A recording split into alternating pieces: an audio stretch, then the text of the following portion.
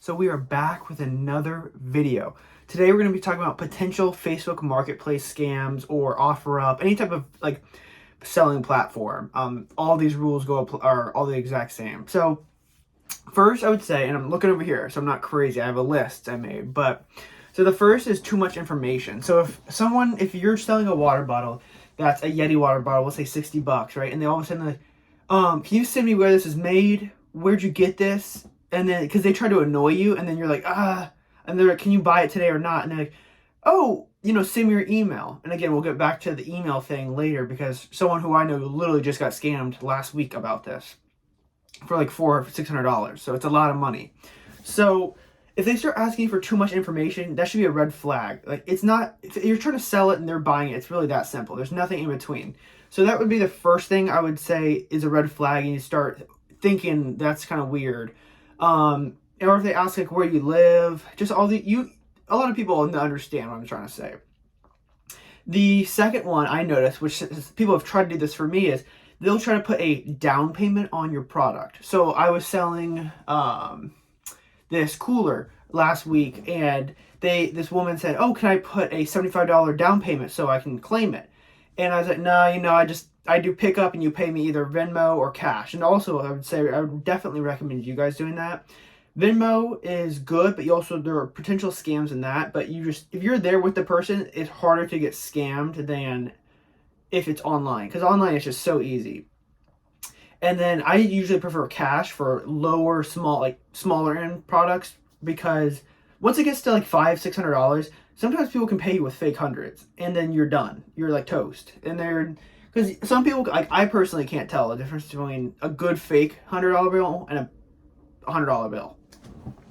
So definitely don't let them try to put a down payment down or say, oh, I can pay you extra if you can hold it for me. Don't do that. Just say, if you're available, if you're not, it's going to be sold to somebody. So the third one would be, fake email accounts. So this is huge, because if people are like, oh, can I Venmo you? And I just need it. So when you use Venmo, it sometimes will ask for a confirmation, but it won't be an email ever. It will only be a phone number. It'll be like the last 4 digits of your phone number, or it'll send a code to your phone number, and then it'll send you like 425, those numbers. So always, that's it. There's nothing else.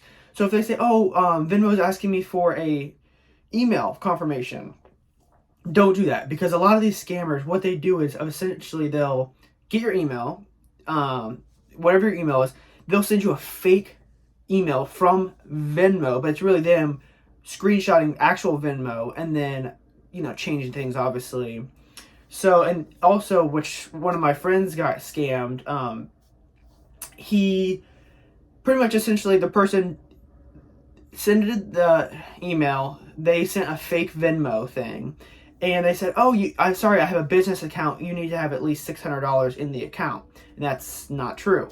And if people start asking too many questions, just say, I'm not interested, have a nice day.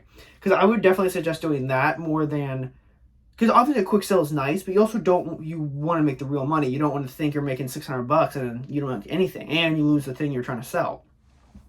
The last one I would say is, which happens all the time, someone will say, oh, my cousin lives in Vermont and I live in New York. Can I buy it from you? I can pay $100 extra and I want to ship it to them.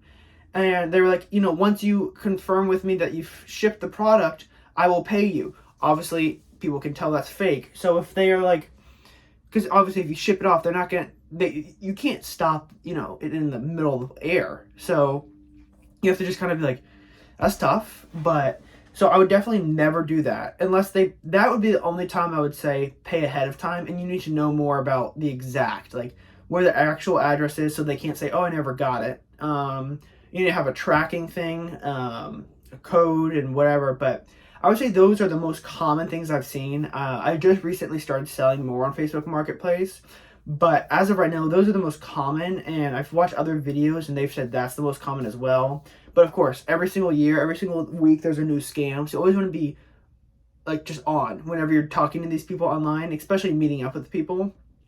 I would say just a bonus thing is whenever you're meeting up with someone, always meet at a public place. I usually meet at Target.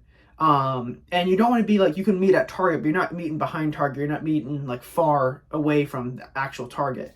So I usually would meet the person in, you know how they have those online orders? I would definitely do that because everybody's around. So if something did happen, there's people watching you. They're like, what? You know?